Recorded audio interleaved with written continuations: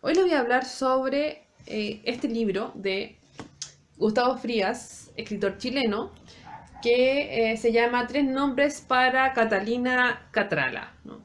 Es la primera parte de una trilogía que el autor tenía la intención de publicar. Sin embargo, no llegó a trilogía, solamente llegaron a publicarse dos libros, ¿no? Una primera y una segunda parte. Y lamentablemente este autor falleció el año 2016, por lo tanto dejó esta trilogía inconclusa. El primer libro tiene bastantes páginas, tiene más de 400 páginas.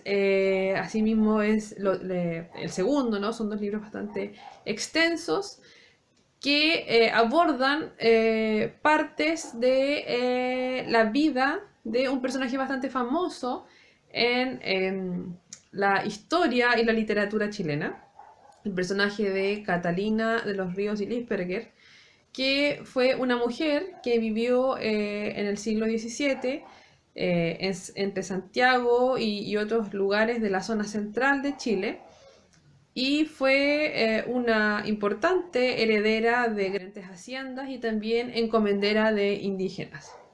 Es conocida, ¿no?, por tener este poder y por ser heredera de familias fundadoras y también de una cacica de Talagante, que era una de los pueblos de indios de la zona central de Chile, sino que es conocida, bueno, por su poder, por su dinero, por su influencia social, pero sobre todo por los maltratos y los crímenes que se dice ella llevaba a cabo en contra de sus amantes, sus esclavos y los indios de su servicio. Que pasó a la historia por ser una mujer que ejercía la brujería, cuya práctica aprendió de esclavas negras, o la esclava negra que la crió, se supone, y también tenía prácticas bastante sádicas con sus esclavos, y se dice que hasta llegó a matar a su padre y a un amante, por lo menos, ¿no?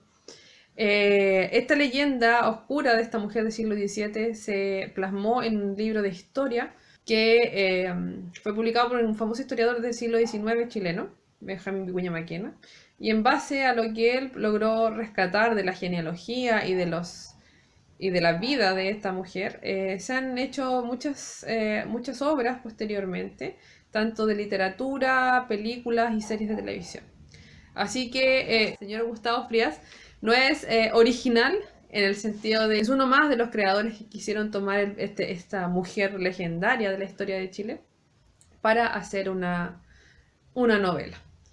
Sin embargo, evidentemente tampoco es fácil tomar un personaje tan legendario y tan conocido cuando, cuando hay cosas que ya han sido dichas, ¿no? Y la idea no es volver a repetir lo que ya se dijo, sino hacer algo diferente. Y eso es lo que Frías intenta hacer en esta novela. La novela fue publicada el año 2001 en una primera edición y no pretende tener una rigurosidad histórica absoluta, sí pretende ser de alguna manera un cuadro que muestre el estado de cosas y de situación en la cual se encontraba Chile a principios del siglo XVII.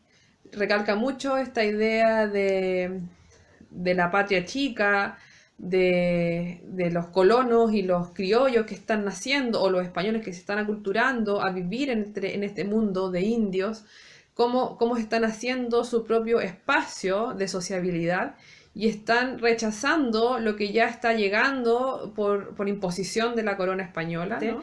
Y es justo en la época en donde comienza una propuesta estratégica en relación a la guerra de Arauco, ¿no?, que Chile en ese momento era zona de frontera con parte del territorio mapuche. La propuesta del gobierno de ese entonces está animada por un jesuita, el padre Luis de Valdivia, que propone la guerra defensiva, es decir, el resguardo de la frontera, pero no intentar generar incursiones violentas hacia el territorio mapuche. Entonces, en todo este contexto histórico, Catalina o Catrala va experimentando un proceso de autoconocimiento, porque le preocupa lo que existe fuera, lo que está pasando, puesto que ella es heredera de una cacica, pero también de conquistadores. Por lo tanto, ella se siente heredera y siente que debe efectivamente preocuparse de cómo es el funcionamiento de este espacio colonial. Se siente también parte de este mundo indígena por ser mestiza, por lo tanto aprende, conoce, sabe la lengua indígena y algunas de las prácticas, se siente media india. Y así es también como experimenta su sentir y sus pensamientos. Y todo esto lo sabemos ¿por qué? Porque el libro está narrado en primera persona.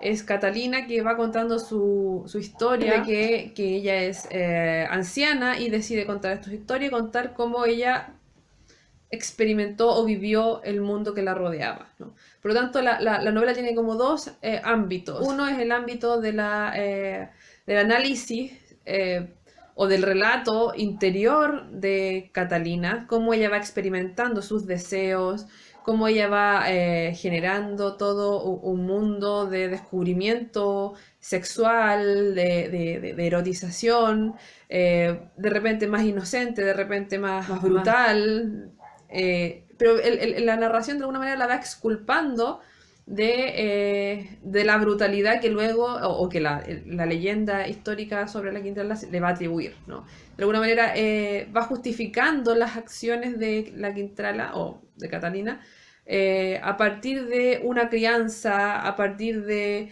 una curiosidad, en fin. El libro solamente se sitúa en el espacio de la juventud de Catalina, es precisamente justo en el momento de su despertar sexual,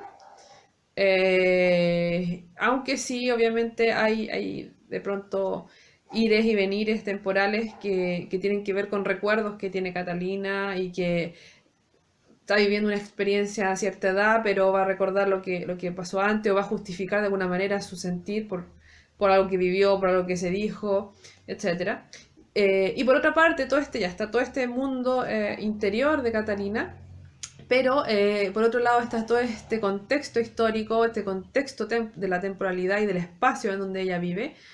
Y el tema indígena es esencial para hacer entender, o para que el lector entienda cuál es realmente el sentir de Catalina, porque hay un elemento o una población indígena que no tan solo está ahí como personas tributarias o serviles de los españoles, sino que son activos, son agentes activos de la conformación cultural y del ambiente general que se está viviendo en esta colonia, ¿no?